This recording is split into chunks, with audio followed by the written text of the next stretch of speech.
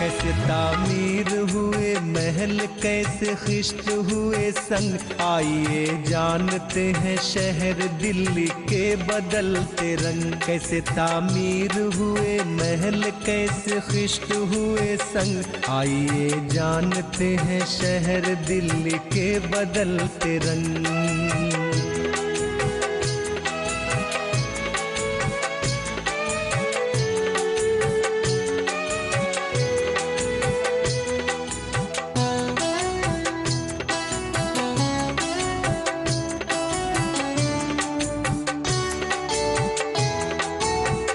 कुछ अपनी तारीखें और कुछ वजूद पर करे नजर, कहाँ से कौन है हम हर हुदूद पर करे नजर। वक्त के साथ साथ कैसे लड़ी वक्त ने है जंग, आइए जानते हैं शहर दिल्ली के बदलते रंग। कैसे तामीर हुए महल, कैसे खिश्त हुए संग, आइए जानते हैं शहर दिल्ली के बदलते रंग।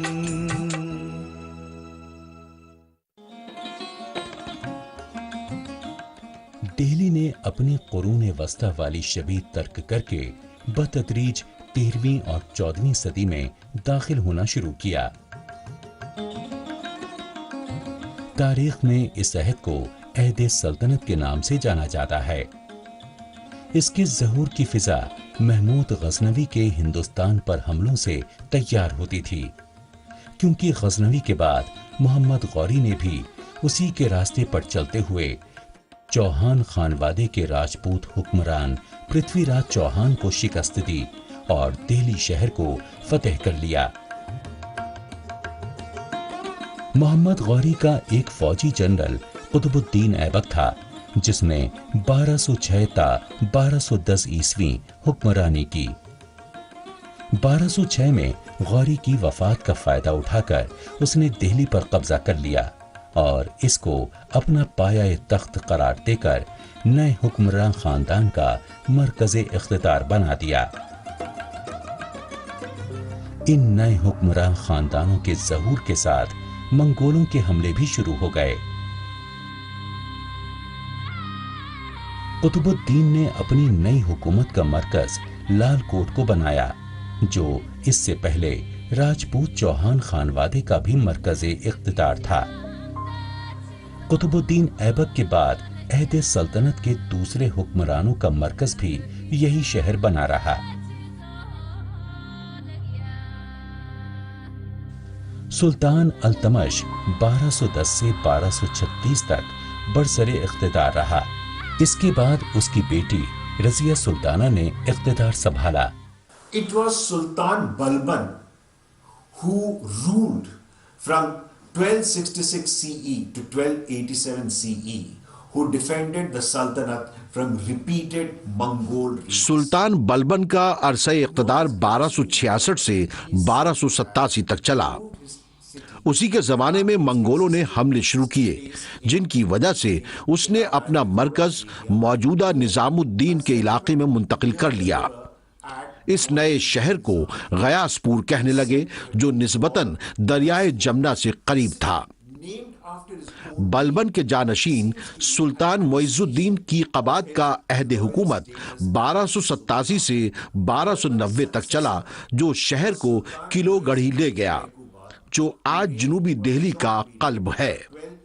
की क़बाद ने जो सामाने तामीर इस्तेमाल किया, बाद में आने वाले हुक्मरां भी उसी को इस्तेमाल करते रहे और अपने अलग शहर बनाते रहे, जिसके बायस उस शहर के इस जमीन पर कोई आसार बाकी नहीं रह पाए। Successive rulers extensively used the stones and materials of this particular city to build their own. Hence, nothing remains today. सुल्तान मुइज़ुद्दीन कैकाबाद का तख्ता खुद उसी के जनरल सुल्तान जलालुद्दीन खिलजी ने उलट दिया और खिलजी खानदान की बुनियाद रखी। इसका ज़माने इक़्तिदार 1290 से 1296 को मुहित है। इसने किलूगढ़ी शहर पर कब्जा किया, मगर इसके जानशीन सुल्तान अलाउद्दीन खिलजी के ज़माने में, जिसकी हुकूमत 1296 से 1316 ईस्वी तक रही। जब मंगोलों के हमले बहुत ज्यादा बढ़ने लगे तो अस्करी नुक्ता नजर से इसने अपना महल और किला वहां से मुंतकिल करके सीरी के मुकाम पर एक नया शहर बनाया, जो जनूबी दिल्ली में एक साफ मैदान में वाक़ था, जहां सल्तनत का बहुत बड़ा लश्कर तैनात किया गया था और जहां से दुश्मन की फौज काफी फासले से बआसानी नजर आ सकती थी। तुगलक खानदान ने खलीजों का इख्तिदार पलट दिया। तुगलक खानदान का पहला हुक्मरान सुल्तान गयासुद्दीन तुगलक था, जिसने 1320 से 1325 के दरमियान हुकूमत की। इसने अपना शाही किला लाल कोट के जनूब मशरिक में मुंतकिल कराया और यहाँ उसने तुगलकाबाद और आदिलाबाद के किले तामीर किए। बाद में उसके बेटे सुल्तान मोहम्मद बिन तुगलक ने इन दोनों किलों को यकजा कर दिया। इसका ज़माना हुकूमत 1325 से 1351 तक मुहित है। इसने जहां पनाह के नाम से मशहूर एक और फसील तामीर करवाई थी, जो दिल्ली के तमाम साबिक शहरों का इहाता करती थी। मकसद ये था कि शहर के बाशिंदों की हिफाजत मंगोल हमलावरों से की जाए। जब मंगोलों की ताकत का खतरा जाता रहा तो मोहम्मद बिन तुगलक के जानशीन सुल्तान फिरोज शाह तुगलक, जिसका इक़्तिदार 1351 से 1388 के अरसे पर मुहित है, ने एक बार फिर अपना दारुल हुकूमत शुमाल की तरफ मुंतकिल कर लिया, जहां एक नए शहर के मनाजिर दिखाई देने लगे। मौजूदा बहादुर शाह जफर मार्ग ही वो मकाम है जहां उसने फिरोज शाह कोटला नाम से एक शहर बनाया था। नए नए शहर बनाकर ये सलातीन अपनी कुव्वते फैसला को इदारा जाती बना देते थे। पुराना शहर यूं ही छोड़ दिया जाता और अपने शहरी तसव्वुरात के मुताबिक नए शहर आबाद कर दिए जाते। नए नए शाही महलात और किलों की तामीर से सुल्तान की शख्सियत न सिर्फ अमायत शहर बल्कि आम लोगों की नजरों में भी इख्तिदार का मरकज और नए शहरी शख्स का फोकस बनी रहती थी। ऐसा शहरी शख्स खल्क करना इसलिए नागुज़ीर ठहरा कि 13वीं और 14वीं सदियों के बाशिंदगानी शहर मकानी और समाजी दोनों बुनियादों पर हरकत पजीर वाक़े हुए थे।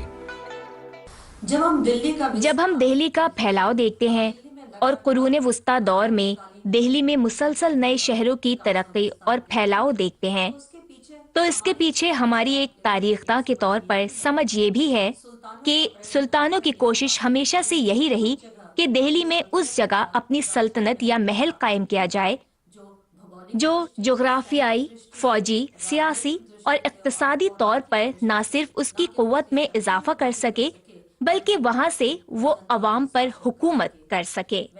वैसे भी दिल्ली को राजधानी इसलिए बनाया गया था क्योंकि फौजी और जोग्राफियाई लिहाज से यहीं से शुमाली भारत पर काबू पाया जा सकता था।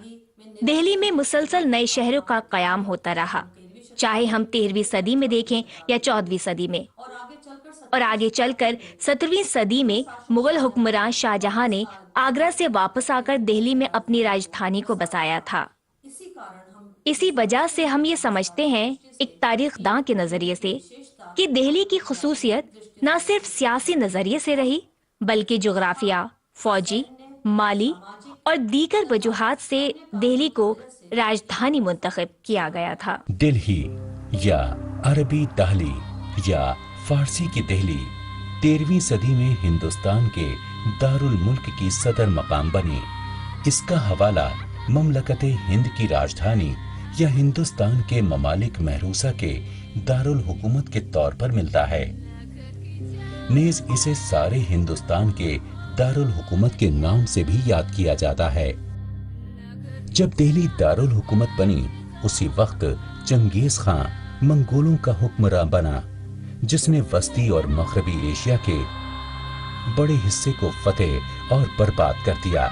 चंगेज खान की फतूहात का सबसे अलमनाक पहलू दुश्मन फौज के साथ आम लोगों का कत्ले आम था, जिसमें बच्चों की खूनरेजी भी शामिल थी। उसका नफसियाती तरीक़ा जंग, जिससे दुश्मन को खौफजदा करना मकसूद होता था, مگر اس طریقے سے چنگیز خان نے لاکھوں لوگوں کو ذبح کر دیا اور یہ پیغام دیا کہ جو بھی اس کے مقابل آئے گا اسے ایک خوفناک انجام سے دوچار ہونا پڑے گا۔ اس طریقے سے سیاسی و فوجی حالات نے اسلامی ممالک میں دہلی کو ایک نئی شبیہ اختیار کرنے میں مدد دی۔ عہد وسطیٰ کی تاریخیوں میں اس کو حضرت دہلی کہا جاتا ہے، جو نہ صرف ملازموں کی پناہ گاہ تھا بلکہ سیاست اور جغرافیہ کے سنگم سے وہ ایک بڑے شہر میں تبدیل ہو چکا تھا۔ دارالحکومت دہلی علماء و افاضل کی پناہ گاہ تھا۔ یہاں دنیا کے مختلف حصوں کی صلاحیتیں جمع ہو گئی تھیں۔ فتنہ تار سے جو علماء بچ نکلے تھے ان کے لیے ملجا و ماوا بھی یہی شہر تھا۔ علاقے میں پانی کے مسئلے کی موجودگی سے سلطان التمش بخوبی واقف تھا، اس لیے اس نے قلعے کے باہر حوض شمسی بنوایا تاکہ مقامی لوگوں کی حمایت حاصل ہو جائے۔ سلطان نے کئی اور حوض بنوائے، جبکہ کئی لوگوں نے پانی کے خاص کنویں بنوائے جن کو باولی کہا جاتا تھا۔ کنویں کو چاہ کہا جاتا تھا، جیسا کہ ابن فضل اللہ العمری جسے عرب فاضل نے تذکرہ کیا ہے۔ حوض شمس یا حوض سلطانی ابن بطوطہ کے بیان کے مطابق شہر دہلی سے باہر واقع تھے۔ ابن بطوطہ اپنے سفر نامے رحلتہ میں لکھتا ہے کہ سلطان علاء الدین خلجی نے حوض کو وسعت بھی دی، مرمت بھی کرائی۔ اس پر ایک گنبد اور پانی کی ریگولر سپلائی کے لیے کینال کھول دیے گئے، جن سے اس کو دریائے جمنا سے جوڑا گیا۔ رحلے میں یہ بھی بتایا گیا ہے کہ حوض عیدگاہ سے قریب تھا اور باولی کا مغربی کنارہ عیدگاہ کے رخ پر تھا۔ سیری سلطان علاء الدین خلجی کی سرکاری رہائش گاہ اور دارالحکومت بن گیا، اور کچھ ہی دنوں بعد اس نے پرانے اور نئے دونوں شہروں کو ملا دیا تاکہ اگر منگولوں کا محاصرہ طول پکڑے تو معاشی طور پر استحکام حاصل کیا جا سکے۔ دہلی کی عسکری حفاظت کو مضبوط بنانے کے لیے سلطان علاء الدین خلجی نے تمام پرانے قلعوں کی مرمت کرائی اور جہاں ضرورت ہو وہاں نئے قلعے بنانے کا حکم جاری کیا۔ دہلی کے اطراف میں تحفظ کے کئی دائرے بنانے کے لیے یہ کیا گیا۔ ابن بطوطہ یہ بھی بتاتا ہے کہ فصیل شہر کی مرمت اس خدشے کے پیش نظر کرائی گئی کہ منگولوں کا حملہ ہو سکتا ہے۔ البتہ دہلی میں ایک مقام ایسا تھا جو ہمیشہ آباد رہا۔ یہ سلطنت کال کے گلیزڈ پوٹری ہے، جو خاص طرح کی پوٹری ہے جسے ہم اوپ دار پاتر بھی بولتے ہیں، اور اس میں ڈیزائنیں بنائی جاتی ہیں طرح طرح کی اور گلاس گلیزنگ کی جاتی ہے اس پر۔ تو آپ دیکھ رہے ہیں کہ یہ پکی مٹی کے برتن ہیں جن پر کہ ڈیزائن بنی ہوئی ہے، اوپر سے گلیزنگ بھی کی گئی ہے، اور یہ وائٹ گریٹی ویئر ہے جو کہ ڈیزائن بنا کر اس کے اوپر سے گلیزنگ کی گئی ہے، اور قطب الدین ایبک کے بعد میں 13ویں شتابدی سے اور 15ویں شتابدی کے انت تک یہ پوٹری پائی جاتی ہے۔ اور جیسے جیسے تاریخ کے سفر میں آگے بڑھتے جائیں گے، دہلی کے ساتھ اس کا خوبصورت رشتہ بھی برقرار رہے گا۔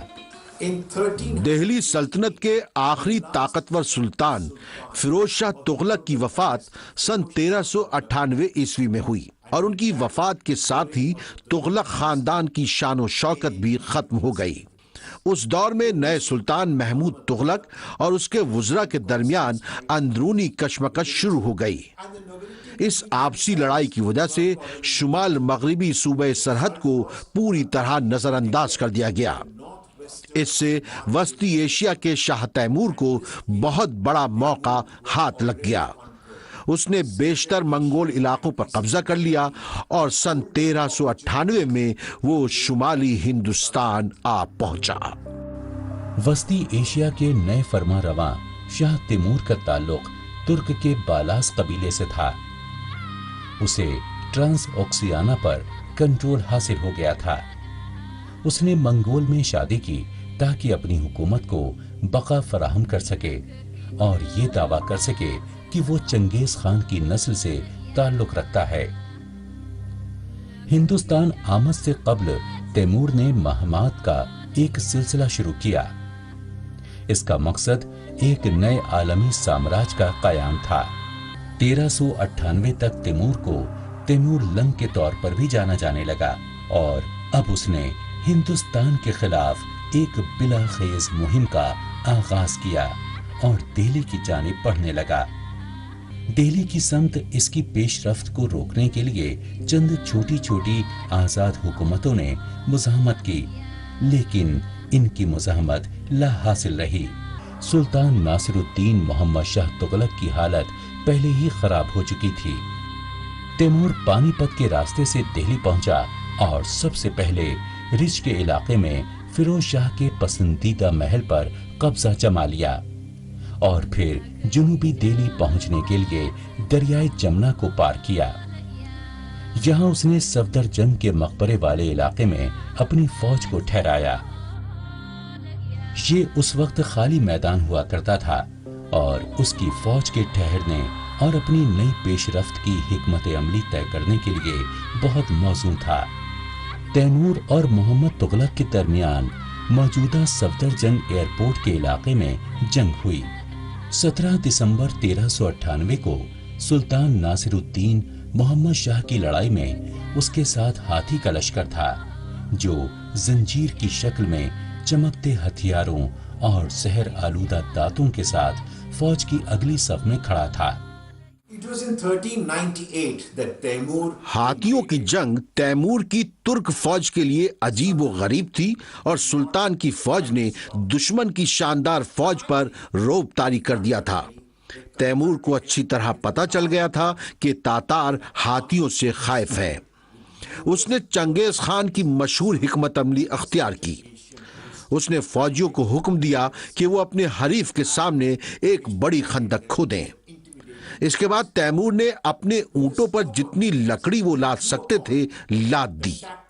जब हाथियों की घमासान की लड़ाई शुरू हो गई, तब तैमूर ने लकड़ियों में आग लगवा दी और ऊंटों को लोहे के छड़ों से हांकना शुरू कर दिया, जिससे वो तकलीफ से भड़क उठे। तैमूर को पता था कि हाथी आसानी से भड़क सकते हैं। अपने लिए नामानूस ऊंटों को पीठ पर भड़कती हुई आग के साथ अपनी जानिब आता देख हाथियों में अफरा तफरी फैल गई। वो पीछे की तरफ भागे, जिसकी वजह से अपनी ही फौज की तबाही का सामान कर बैठे। तैमूर ने तुगलक की फौज में इंतशार फैला दिया और इस इंतशार का फायदा उठाकर आसानी से फतह हासिल कर ली। दिल्ली सल्तनत पर कब्जा तैमूर की अजीम फतूहात में से एक अजीम फतह थी, क्योंकि उसने अपने वक्त के अमीर तरीन शहरों में से एक पर कब्जा कर लिया था। हिंदुस्तान के बेशतर फरमारवा जंग के नए तरीकों को अख्तियार करने में दिलचस्पी नहीं रखते थे। हिंदुस्तानी अभी तक फौज को तैयार करने के कदीम तरीके पर ही अमल पैरा थे। सकूत दिल्ली के बाद तैमूर की फौज की सफाकाना सरगर्मियों ने दिल्ली के शहरियों को तुर्क मंगोलों के खिलाफ बगावत पर आमादा कर दिया, जिसके जवाब में तैमूर की फौजों ने जमकर खूनरेजी की और दिल्ली की बेशतर आबादी तहे तेग कर दी गई। दिल्ली में शहरियों की बगावत के 3 दिन के बाद पूरा शहर बेगोरो कफन लाशों का ढेर बन गया और दीगर हुकूमतों को खौफ में मुब्तला करने के लिए कटे हुए सरों का मीनार बनाया गया। लेकिन इन सारी सरगर्मियों का तैमूर पर कोई असर नहीं पड़ा। उसने तसव्वुर से ज्यादा खजाना जमा किया और बहुत से लोगों को गुलाम बना लिया। दिल्ली तैमूर के हमले के बाद बहुत हद तक कमजोर हो चुकी थी और इसका असर हर जगह नजर आ रहा था। लोगों में खौफ फैला हुआ था, जो उमरा, ताजिरों और दौलतमंद व्यापारियों को दीगर खित्तों से दिल्ली आने से रोक रहा था।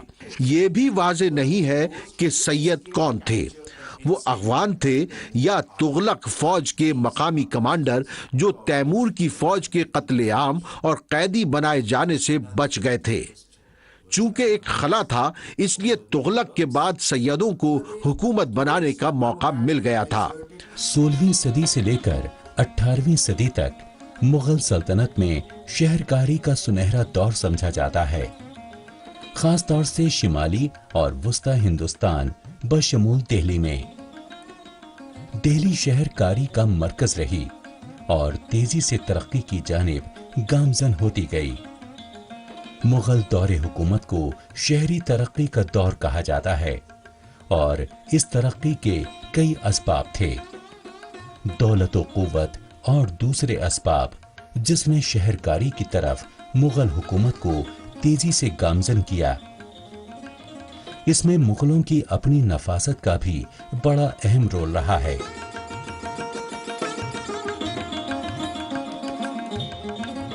मुगल एम्पायर का बानी बाबर था, उसके बाद हुमायूं आया, फिर अकबर, फिर जहांगीर, फिर शाहजहां और बाद में औरंगजेब ने मुगल शहंशाह की हैसियत से दिल्ली पर हुकूमत की। 17वीं सदी में जब मुगल बादशाह शाहजहां ने दिल्ली को राजधानी में बदला, तब उसका मकसद न सिर्फ अपनी कुव्वत का इजहार करना था, बल्कि पूरे शुमाली भारत और पूरे शुमाल मगरिब सरहदी सूबों पर अपना सख्त काबू बनाए रखना था, जो सिर्फ दिल्ली से ही मुमकिन हो सकता है। लेकिन उस वक्त हमको इमारतों का एक नया सियासी फन तामीर देखने को मिलता है, जिसे हम दो इमारतों से समझा सकते हैं, जामा मस्जिद और किला मुबारक। किला मुबारक से मेरा मकसद लाल किले से है। अगर आप किला मुबारक को देखते हैं तो ये मशरिक सिमत में है और जामा मस्जिद मगरिबी सिमत में है। भारत में इस्लाम मजहब के लिए मगरिबी सिमत मुकद्दस मानी जाती है और इसमें होने वाली कुरान की आयतों के जरिए जो शुआ पड़ती है वो किला मुबारक पर पड़ती है और इसी वजह से इसे किला मुबारक कहा गया। और किला मुबारक मशरिक सिमत में है, जहां से सूरज तुलू होता है। मुगलों की तामीर करदा अजीम शान इमारतें आज भी मुगल हुक्मरानों की अजमत और जाहो जलाल की जीती जागती अलामत है। मुगल दौर में इमारती सरगर्मियों ने एक मरबूत सनत की शक्ल इख्तियार कर ली थी। इस सनत ने मुगल फने तामीर को रिवायती तर्ज तामीर और जदीद तर्ज तामीर दोनों से मरबूत कर दिया था। इस अमल में उन्होंने कई ऐसी चीजें तामीर की जिनके जरिए जदीद और जाजिब नजर डिजाइन सामने आया, खास तौर से पेट्रा ड्यूरा और स्टूको वर्क्स। मुगलों की तामीर करदा इमारतों की खूबसूरती फितरी माहौलियात और बागात और नहरों की वजह से और भी दोबाला हो गई। खूबसूरत पेड़ पौधे, नहरें जमीन पर जैसे एक इस्लामी जन्नत का नमूना पेश कर रही थीं।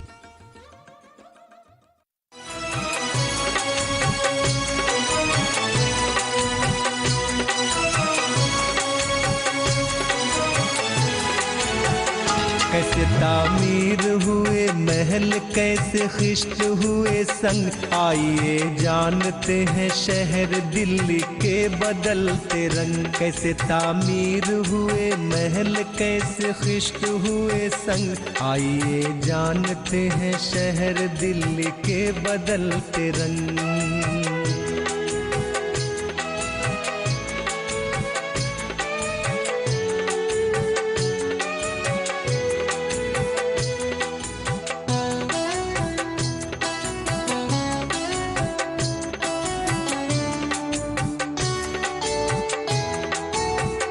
कुछ अपनी तारीखें और कुछ वजूद पर करे नजर, कहाँ से कौन है हम हर हुदूद पर करे नजर। वक्त के साथ साथ कैसे लड़ी वक्त ने है जंग, आइए जानते हैं शहर दिल्ली के बदलते रंग। कैसे तामीर हुए महल, कैसे खिश्त हुए संग, आइए जानते हैं शहर दिल्ली के बदलते रंग।